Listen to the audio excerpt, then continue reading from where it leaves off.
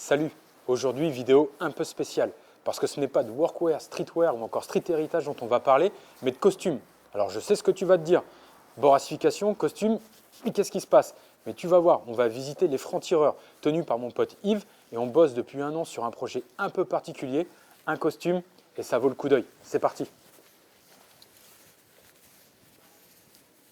Salut Yves, ça va? Et toi? Au top, merci pour l'invitation. Merci d'être venu. Bah écoute, on va commencer très simplement. Tu vas te présenter, nous raconter un petit peu qui est Yves, qui sont les francs-tireurs, et puis on est parti. Ok. Donc j'ai monté les francs-tireurs il y a une dizaine d'années maintenant avec ma femme. Ouais. J'avais déjà quelques petites années d'expérience en mesure avec d'autres associés. Je voulais partir sur quelque chose, tu vois, qui soit moins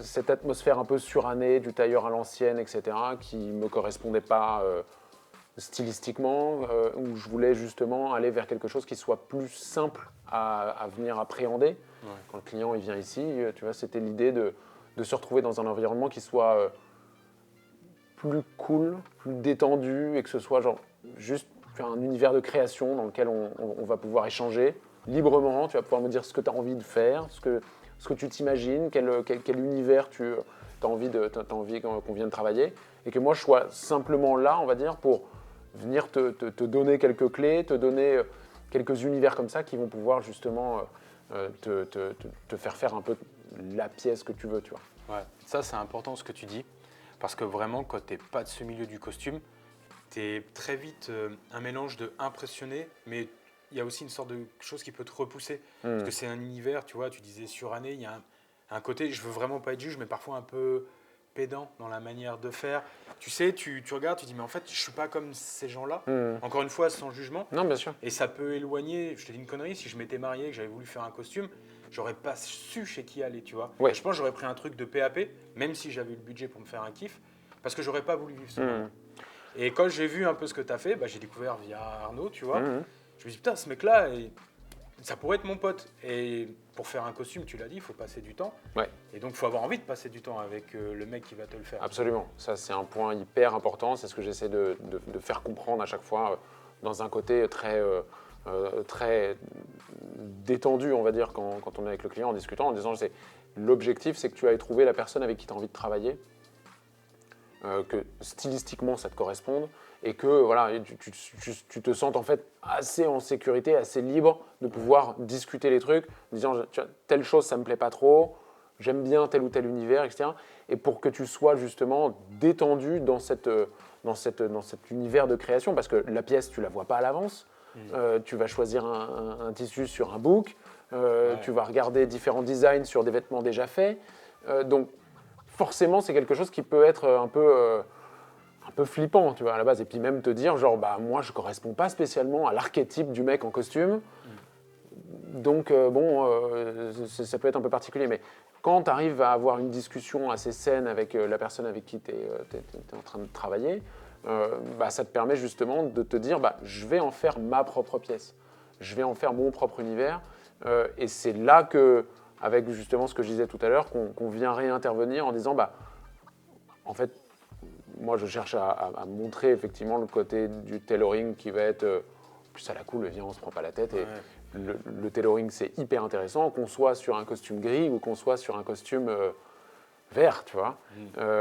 Et avec différentes matières, différents univers, pour justement venir dire qu'on va pouvoir venir apporter vraiment le côté, la présence stylistique du client dans un univers qui est finalement très cadré du costume.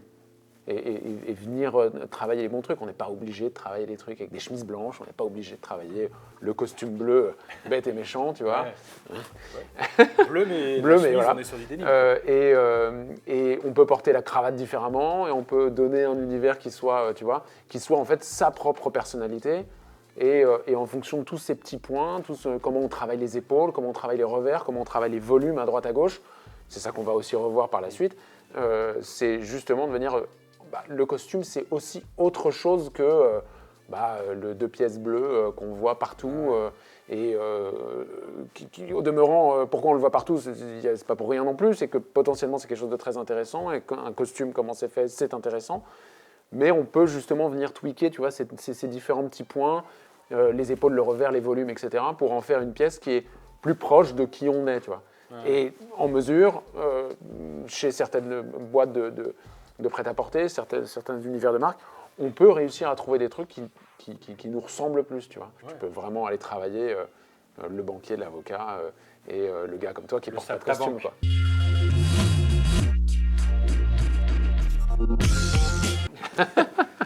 Non, mais justement. Ouais, bien sûr. Ça. Et justement, pour les newbies, comme moi, est-ce que tu peux un petit peu expliquer la différence entre demi-mesure, sur-mesure, pour qu'on comprenne rapidement les termes, avant d'aborder comment toi, tu amènes ton style sur les costumes selon le client, etc. Le terme de demi-mesure, il est venu, si tu veux, à la base, pour que les tailleurs puissent séparer un petit peu les deux façons de fabriquer. Initialement, ils se sont dit, nous, ce qu'on fait, c'est du sur-mesure. Est-ce que les entreprises comme nous, par exemple, ou comme ce qui s'est monté il y a quelques grosses années maintenant sur vraiment le marché de la mesure à façon industrielle, c'était justement pouvoir dire, la demi-mesure, c'est un sur-mesure, mais à façon industrielle, donc fait dans un atelier ou dans une usine, etc., mais qui n'est pas fait entièrement à la main par un tailleur. Ce qui s'est appelé derrière la grande mesure, c'est-à-dire c'est ce qu'on appelle le bespoke aussi, c'est le principe que ce soit un tailleur et son équipe qui fassent entièrement le vêtement à la main sur le client, avec 4 essayages intermédiaires, tu vois, qui se construit petit à petit sur toi. Mais le point en particulier, c'est ça, c'est entièrement à la main par le tailleur. Il y a la possibilité, si tu veux, de faire un costume en demi-mesure entièrement à la main. Ça, il n'y a aucun problème. On appelle ça une petite mesure. Ça se rapproche, on va dire, du bespoke, mais ce n'est pas la même façon de faire. C'est-à-dire que le principe de fonctionner à façon industrielle, c'est que tu fonctionnes avec une base de gabarit, c'est-à-dire une taille existante que tu vas faire essayer à ton client. Et à ce moment-là, tu vas venir adapter, on va dire, le patronage sur lui. Tu vas changer les mesures à droite à gauche, longueur de manche, longueur de veste, largeur du revers, etc. Mais tu vas aussi venir travailler autour de ces morphologies. Mais en gros, tu vas adapter un modèle existant. Ok, c'est la différence. Voilà, c'est ça. Ouais. Et c'est là où la grande mesure, c'est tu n'as pas de patronage existant. From scratch. Exactement, c'est from scratch. Tu pars littéralement d'une feuille blanche, mais c'est plutôt un craft, où ils viennent dessiner justement tout ton patronage à plat en fonction des mesures qu'ils ont prises au corps. Tu vois. La demi-mesure, c'est les premiers gros ateliers qui se sont montés comme ça, c'était des ateliers de prêt-à-porter qui se sont mis à pouvoir proposer en réalité à leurs clients de pouvoir adapter une longueur de manche, adapter une longueur de pantalon, une longueur de veste, éventuellement faire des revers différents, etc. Tout ça fait à l'unité. Plus on a évolué dans l'univers, plus on a pu faire d'altérations différentes, tu vois. En fonction des différents ateliers, ça ne fonctionne pas exactement de la même manière, mais c'est toujours le même principe de venir adapter un patronage existant. Et pour nous, moi en l'occurrence, je ne suis pas tailleur, j'ai des confrères qui le sont, mais sur le principe, ce sera toujours le même boulot de venir adapter en réalité ton patron de base à la morphologie de ton client. Donc du coup, on va parler un peu de style.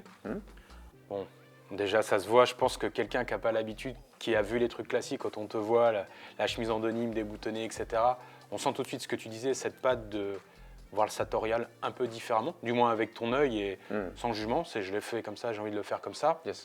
On échangeait un peu sur Insta depuis le Covid, je crois. Ça doit être ça depuis moi, j'ai pris vraiment le clic de ce que tu faisais avec le podcast que tu as fait avec Arnaud. Merci Arnaud. Ouais, et ça a été un peu une découverte, tu vois, où je t'ai entendu parler pendant 1h30. Et c'est quelque chose qui m'a cliqué sur tu vois, ta façon de voir le vêtement, les volumes, et tu as tout cet univers-là, tu vois, qui m'a parlé. Donc effectivement, j'ai tendance à assez facilement venir parler aux gens en disant j'aime bien ce que tu fais, c'est cool. Et on s'est un peu suivi à ce moment-là. Et j'ai souvenir de t'avoir fait venir à un moment donné en disant viens, j'ai envie qu'on discute d'un truc. Et c'était il y a au moins 2-3 ans. Quoi. Ouais, j'étais venu avec un blazer Engine Garments, mais un truc drop shoulder, un peu informe. Je voulais voir un petit peu, ce que toi tu interprétais comme tu vois, une veste, un pantalon comme ci ou comme ça, qui pouvait se rapprocher d'une variante de costume. Mm. Mais à ce moment-là, j'ai vraiment souvenir d'avoir un peu bugué en disant j'ai pas le clic de savoir qu'est-ce que je peux faire avec Boras pour matcher son univers et tu vois, correctement traduire son univers dans ce que moi je peux faire en tailoring, tu vois. Oui, sans que ça trahisse complètement l'art tailoring et qu'on se retrouve avec un truc qui n'a pas de sens. Oui, pour toi, tu vois, voilà. Oui, mais c'est surtout, je voulais certainement pas rentrer dans un truc de dire, je vais lui faire un costume parce que c'est pas ta vibe, tu vois. Pour moi, ça allait complètement travestir ce que je cherchais à dire et ce que toi tu as comme univers stylistique, de dire, je vais lui faire un costume pour lui faire un costume. Bah ouais, mais le principe de la mesure, quand on cherche à aller un petit peu plus loin, c'est de pouvoir matcher l'univers de ton client. Ce que tu disais, ouais. Tout en ayant le recul de on va quand même jouer dans un certain cadre sartorial. Ouais, au final, on va le voir, c'est le terme, et tu as réussi à faire ce truc de m'amener dans ton monde. Ouais. Parce que, on va le voir après, mais moi je flippais. C'est ce que je t'avais dit, tu sais, j'étais tout stressé. Vous voyez, là, je suis un peu grande gueule, tout ça d'habitude. Là, j'étais un lapin de 3 semaines, comme on dit à la campagne. J'étais tout comme ça, tu sais, je me rappelle, tu prenais les mesures, machin. C'est hyper impressionnant. Quand j'ai vu le résultat, je fais, ah ouais, il a capté, en fait. Les volumes, je me sentais bien dedans. Pas l'impression d'avoir enfilé un pantalon qui n'est pas le mien. Enfin, c'est bluffant. Honnêtement, c'est bluffant même pour un type comme moi qui a essayé 1001 fringues dans sa vie. Et c'est vraiment une expérience. Donc, cool. C'était chouette. C'est chouette de vouloir mélanger les univers. Mais c'était une belle c'est parce qu'en fait, ça a été le moment où on a réussi aussi à cliquer en disant quand je t'ai refait venir, quand c'était il y a 8 mois, 9 mois, quelque chose comme presque, ça. Ouais.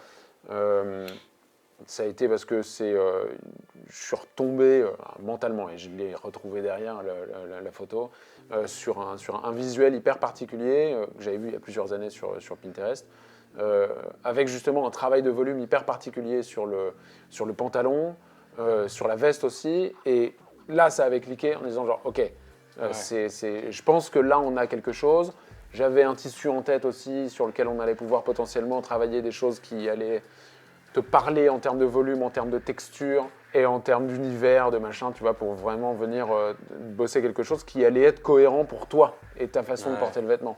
Et bon, effectivement, ça a cliqué sur ok, je vois ce que tu veux dire, ouais, ça me parle. Et là, on a bossé et effectivement, on a eu un résultat qui était en tout cas moi ce que j'en attendais et qui avait suffisamment de pattes de tailoring, mais suffisamment ton univers aussi. Non, ça a été un. J'étais hyper content quand on a fait le choix déjà de ce qu'on allait faire et quand on a le résultat. J'étais vraiment content de voir qu'on n'avait pas spécialement un visuel de costume, mais que ça fonctionne quand même en costume, que ça fonctionne en dépareillé, que tu arrives à faire des choses et d'avoir quelque chose qui ne fait pas costume de tous les jours, tu vois. Tu m'as dit, je veux que tu puisses le porter dans ta vie. En fait, je veux que tu puisses le sortir pour aller boire un verre. Je veux pas que ce soit ce machin que je sortirais pour le mariage d'un pote. Et ça m'avait... Mais c'est valable pour toi. Ton terme. Et c'est valable pour tout ce que j'essaye de faire, en fait, tu vois. Mais c'était cool, tu vois, parce que moi, au début, je m'étais dit, chouette, il va me faire un beau costume avec une vibe que je sortirai de temps en temps. Et en fait, l'idée de se dire, je le dépareille, je prends juste le pantalon, je mets une petite paire de kicks, un hoodie et je pourrais y aller. Mais voilà, j'ai trouvé ça archi cool et je pense que là, on a fait un petit peu le tour. Ce que je te propose, c'est qu'on aille montrer un petit peu comment on a fait le choix, tissu, essayage et tout, puis on y va? Go? Yes, cool.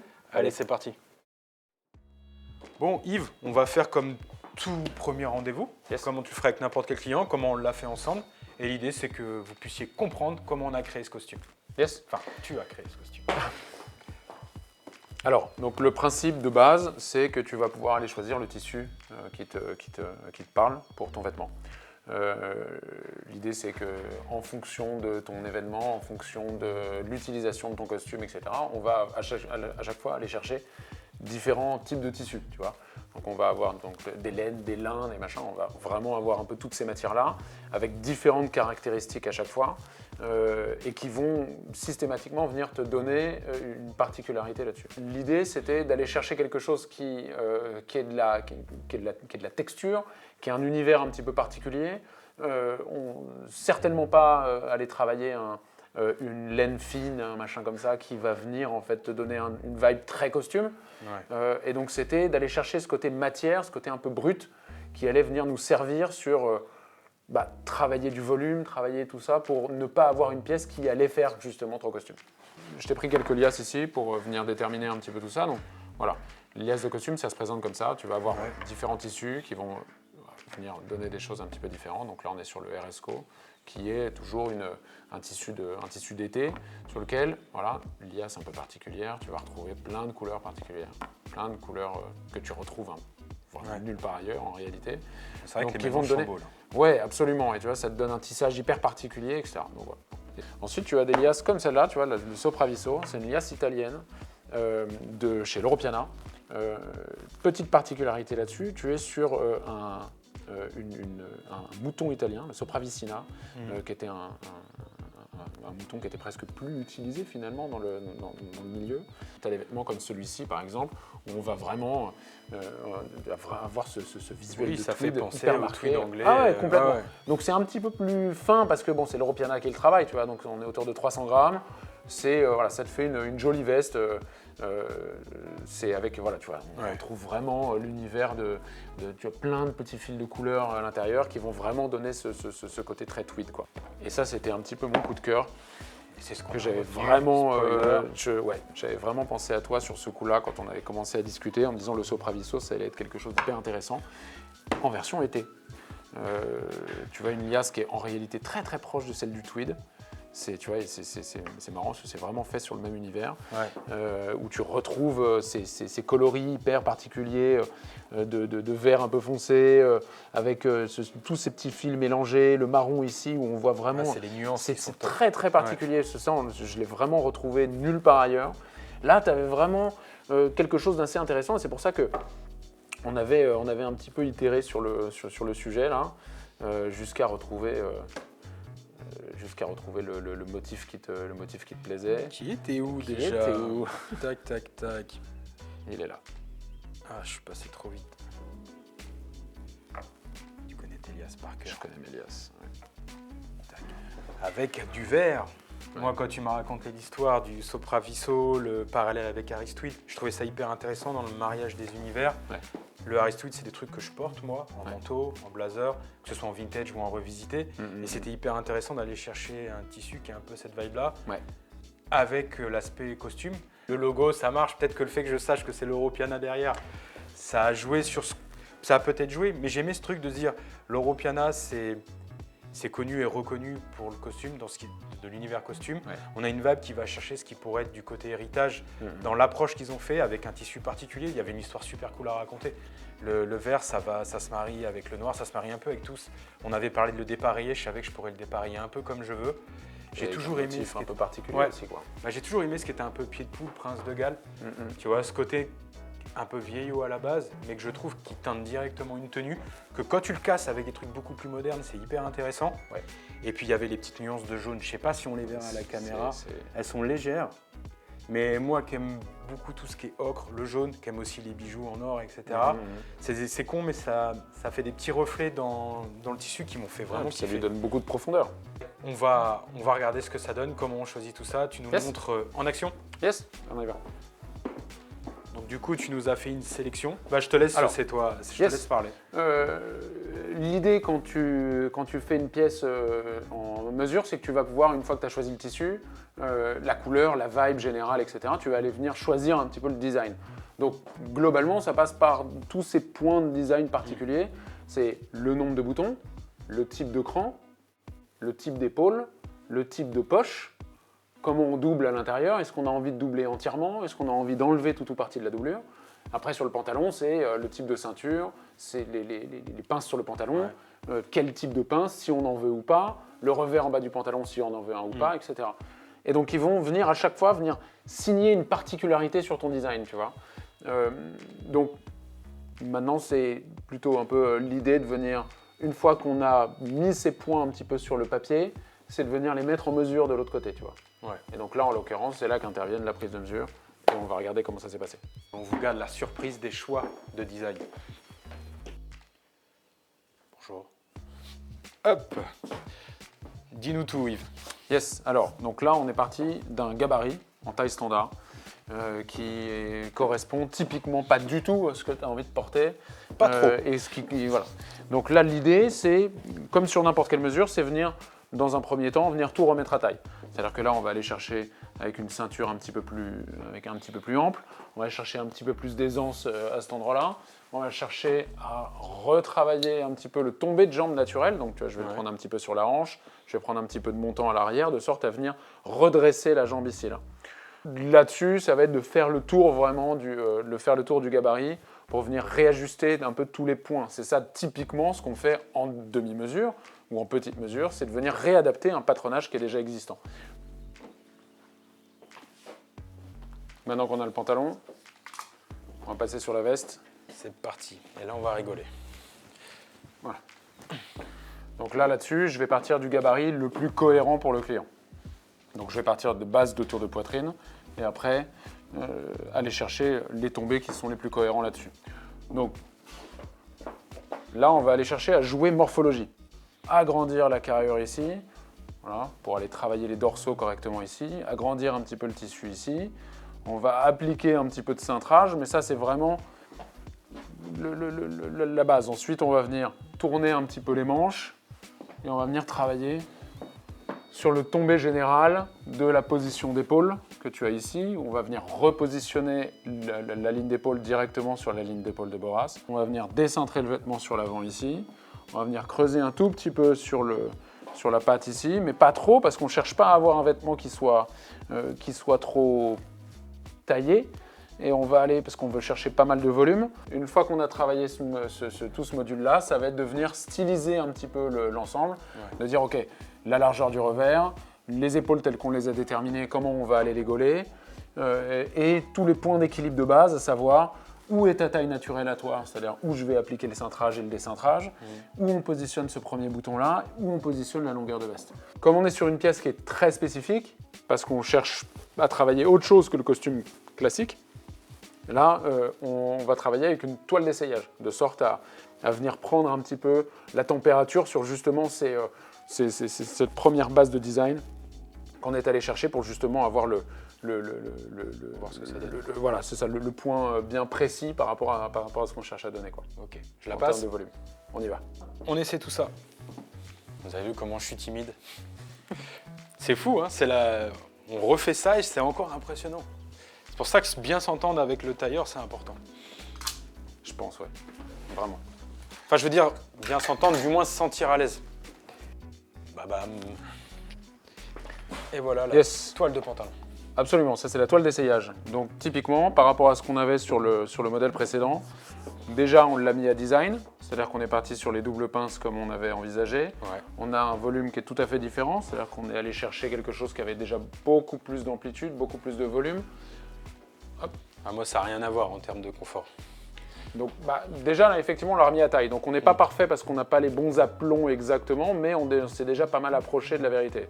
Donc pareil que sur la prise de mesure, on va venir chercher à confirmer les différents tombés, parce que là on a complètement changé de volume, donc tout ce qui est fesses et compagnie, ça c'est bien, et après venir travailler justement à venir finir un petit peu cette prise de mesure, et c'est là aussi le moment où on va continuer à discuter avec le client de justement les différents points qu'on a vus sur le vêtement. On peut encore tout changer, c'est simplement une première vue du nouveau patronage avec les volumes qu'on a déterminés, avec le design qu'on a déterminé. Et donc moi je m'en sers pour du coup confirmer la mise à taille et les mesures, et on s'en sert aussi avec le client pour confirmer les designs. Ok. Donc là on va reprendre un petit peu de volume effectivement, comme on disait, à droite à gauche. Sur le volume de cuisse pour le réduire un tout petit peu. On va réduire aussi un petit peu la largeur du bas de pantalon pour aller chercher une forme qui soit un petit peu plus carotte, avec toujours pas mal de volume, garder au maximum ce qu'on a sur le genou, mais refermer un tout petit peu ce qu'on a sur les cuisses, pour qu'on puisse avoir un espèce d'entre-deux de costume, ok, mais aller le chercher avec le port que tu as sur le pantalon, avec plus de volume, avec un tombé particulier. Voilà. Et bah go. Là, on va passer la veste, qui n'est pas terminée, qui est simplement un produit qu'on utilise pour faire la confirmation de la mise à taille.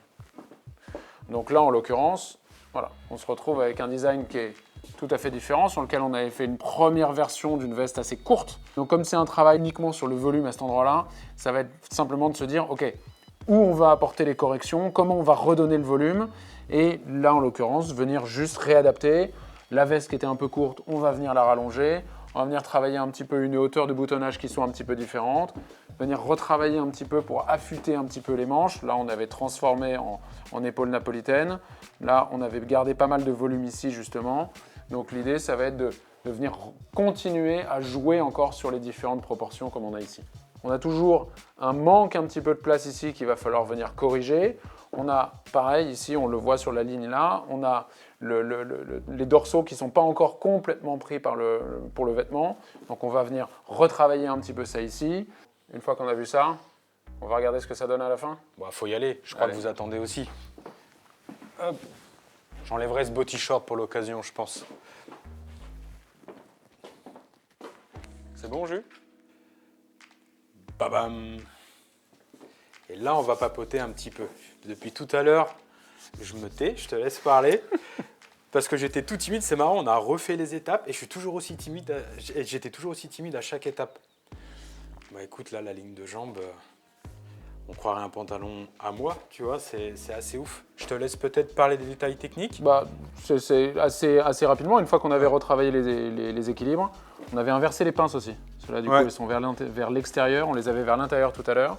Ce qui changeait un tout petit peu la définition du design et du tombé. Mais après... Oh, la ligne de jambe. Là, c'est vraiment la ligne de jambe, je me sens mais comme dans un jogging. Alors, c'est peut-être pas la définition du pantalon de costume. Ça me va. Et là, je vais faire la vanne parce que j'y ai pensé en me regardant. Mais j'ai les mêmes volumes que d'habitude, donc je suis super large, je suis hyper confortable. Mais pour une fois, ça me fait un petit boule. J'aime trop ton boule, j'aime trop ton boule, j'aime trop ton boule de mec. J'ai pas mon... Ce qui est pas grave quand c'est du jean ou des pantalons en velours bien lourds, que c'est dans l'esthétique. Mais là, dans un costume, tu as réussi à aller chercher l'essence de ce que j'aime, avoir cette fourche, de la longueur, de la place là, mais sans que c'est mon côté un petit peu nonchalant, un peu chiffonnier, qui va très bien avec ce que je porte au quotidien, mais qu'il ne l'aurait pas fait dans un costume, ça aurait fait modeux, mais pas dans le bon sens du terme. Tu vois, on arrive à aller travailler un tombé qui est en quasi no break, mais avec vraiment un volume assez intéressant. Et en même temps, tu arrives à le porter aussi dans l'autre sens en étant un petit peu plus bas pour faire ce côté un petit peu plus loose. C'est la patte Boras, qu'est-ce que tu veux que je te dise? Ouais, non, c'est la patte Yves des francs-tireurs. Non, mais c'est archi cool. Là, vraiment, je me rappelle, à chaque fois qu'on faisait les essais et tout, j'étais perdu. Moi, je n'étais pas du tout dans mon univers, toujours un peu dubitatif. Parce que tout ce qu'on a vu, tu me fais passer le pantalon de base, bon, on l'en a pas vu, mais tu avais ton maître, tu faisais des trucs, des machins, tu me disais, tu verras, il y aura ci, je vais tirer les fesses là, gna gna gna. Et moi, dans ma tête, il n'y a rien qui se dessinait, tu vois, je voyais pas. Et quand j'ai passé le pantalon pour la première fois, j'ai fait, bien énervé, je te mettrai un maillot de basket avec, je crois. Mais bon, on va d'abord passer la veste. Puis le tissu, qu'est-ce qu'il est agréable à porter? Avec un pull, du coup, où ça prend un petit peu plus de volume. Voilà. Où là, on était venu retrouver pareil. Alors là, on l'a fait un petit peu plus sur le côté technique. J'ai encore affiné la structure. Hop. Encore affiné la structure à l'intérieur, de sorte à avoir quelque chose de très souple, un peu à la napolitaine finalement. D'avoir vraiment juste une feuille d'entoilage à l'intérieur pour avoir gardé quelque chose de très léger. Pareil, on a continué à aller chercher le volume sur le biceps ici, mais à monter un maximum les emmanchures, de sorte à avoir quelque chose qui soit hyper confort, dans le sens où tu l'emmènes vraiment avec toi, avec le dos bien ouvert ici. Le tombé du dos, il est vraiment impeccable ici derrière, ça fait vraiment plaisir. Donc là, ce qu'on voyait pas effectivement tout à l'heure aussi non plus en essayage de toile, c'est qu'on est parti sur un 3 poches plaquées, avec la poitrine plaquée aussi, et le faux 3 boutons, qui te permet justement de venir jongler. C'est la longueur de veste qu'on a un petit peu réadaptée aussi, parce qu'elle était un petit peu courte sur le précédent. Mais là, je voulais pas non plus rechercher une longueur de veste classique de costume, parce que justement, je voulais pas aller vers quelque chose qui allait te donner un peu trop de ce côté proportion classique du costume. Et avec les volumes qu'on avait sur le pantalon, et ta façon que tu as naturellement de porter le vêtement, tu vois, là, tu as redescendu un petit peu naturellement ton pantalon, on garde quelque chose d'assez cohérent ici parce que même, hop, si je vais la chercher ici, tu vois, la boucle de ceinture, et ben elle reste bien camouflée en dessous, elle s'ouvre pas et ça nous donne une tenue qui a vraiment une fluidité là-dessus et qui est hyper intéressante sur ce côté assez loose, en faisant complètement costume sans problème, en tout cas en passant pour, et en allant chercher quelque chose qui reste suffisamment souple et suffisamment en dehors d'une pure pièce tailoring, et qui me semblait être un exercice hyper périlleux finalement. Bah ouais, surtout que moi je ferme jamais les vestes. Et puis je sais que celle-là je peux la dépareiller. Ce que tu disais de ne pas me l'avoir fait en costume trop classique. Ouais. Là je peux la mettre avec un de mes jeans Borali un peu taille haute portée, Absolument, ouais. pas trop bas non plus parce qu'il ne faut pas casser les proportions. Mais je sais que ça va fonctionner quoi. Ouais, carrément. Et comme j'ai un black wash qui arrive, ça va aller nickel avec. C'est pour ça que j'attendais. J'ai hâte. Franchement c'est trop bien. Tu vois, je pourrais même mettre un simple t-shirt en dessous. Tu vois, moi j'aime bien les bijoux, avoir mes bijoux. Ouais, et là ça fait juste, j'ai un très beau blazer. Et je le porte comme j'ai envie à la cool. Et comme ça te permet d'aller chercher quelque chose de plus fluide. Et après, je t'avais vu jongler avec ce petit bouton-là en plus. Et ça m'avait fait vraiment marrer parce qu'il n'est pas supposé être touché celui-là. Et pourtant, tu vois, ça te donne un autre univers complètement. Bah, c'est que je trouve que ça vient ouais. et plus montrer le pantalon. Ouais, mais tu vois. Ça se fait pas non plus les baskets léopard. Et puis en même temps, tu vois, ça travaille toujours correctement la poitrine. Le tombé, il est toujours impeccable. Et ça te permet de jouer avec une coupe de vêtements qui soit un petit peu différente. Et ça, ça donne vraiment quelque chose d'intéressant. J'avoue que la veste, c'est ce qui me faisait le plus peur. Ouais. Parce que je me disais... Bah, moi, c'était pas la veste qui me faisait plus peur. Parce qu'à la limite, les volumes, ils sont finalement pas si différents de ce qu'on irait travailler sur une veste pour monsieur tout le monde. Mais sur le pantalon, c'était particulier. Le combo des deux était aussi un peu risqué. C'est ça qui me faisait aussi un petit peu peur, on en avait pas mal parlé. C'est d'aller chercher quelque chose qui te donne la longueur suffisante pour passer pour une veste propre d'un œil de tailoring pur, à une veste qui soit pas non plus trop classique parce qu'il fallait que tu puisses la dépareiller. Et tu vois, avec le côté de la poche plaquée ici, ça vient te ramener aussi quelque chose qui soit un petit peu plus work jacket. Et j'aime bien ce combo des deux. Ouais, non, c'est très cool. Très cool, bravo, je suis super content. Est-ce que ça se voit que je suis super content? Non, puis le tissu il est magnifique. Le tissu est cool. Putain. Hyper fluide et tu vois, il y a une belle aération. Parce que du coup, ça, tu l'as pas montré. Tu vois. Bon Yves, bravo. Franchement, merci. On est parti un petit peu, on savait pas trop où on allait. Tu as trouvé cette photo et honnêtement, moi, jusqu'à voir le costume, je me demandais ce que ça allait donner. Et là, je suis juste super convaincu. Pantalon, veste. Merci beaucoup, mon pote. Tac. Ça fait plaisir. Bah ouais. Depuis le début, je te regardais en costume, je faisais waouh, putain, mais qu'est-ce qu'il est stylé ce gars-là. Maintenant, je peux dire que je suis pareil, dans mon style en plus. Ce qu'on va faire, c'est qu'en description, je vais vous mettre toutes les infos pour retrouver Yves et son travail. Donc, c'est les Francs-Tireurs, pareil sur Instagram. Les Francs-Tireurs, on vous mettra les adresses de son studio à Paris. Et puis en commentaire, dites-nous ce que vous avez pensé du costume. Dites-nous tout le bien que vous pensez de son travail. Et puis bah, moi, je crois que tu m'as donné envie de me marier limite pour que j'ai une excuse pour me faire croiser. Bon, on se dit à bientôt. Allez, vas-y, ciao. Bon les gars, j'allais quand même pas vous laisser comme ça, sans vous montrer le costume dans son entièreté, avec une jolie lumière naturelle. Alors ce que je vous propose, je vous laisse avec de belles images, une petite musique, et moi je vous dis à bientôt. Allez, ciao.